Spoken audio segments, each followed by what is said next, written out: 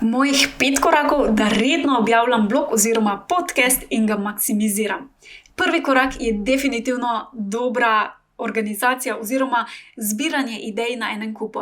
Jaz recimo imam na telefonu kar en seznamček, kjer si zmeraj nove ideje za blog oziroma podcast sproti zapisujem, ker včasih padejo pod tušom, na sprehodu, ko berem kakšno knjigo in tako naprej. Tako da si te ideje redno zapisujem, potem pa za vsak mesec nekako planiram, kaj bo vsebine za naslednje nedelje v naslednjem mesecu. Tako da potem v ponedeljek oziroma drugi korak je, da vsako posamezno vsebino potem definitivno dobro splaniram.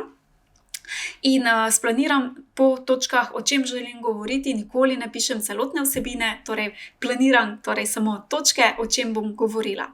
Drugi korak oziroma tretji zdaj že je to, da planiram tudi, kaj bodo objave za družabna omrežja, zato da ko je dan za snemanje, lahko tudi te delčke posnamem posebej, kar mi prihrani definitivno ogromno časa.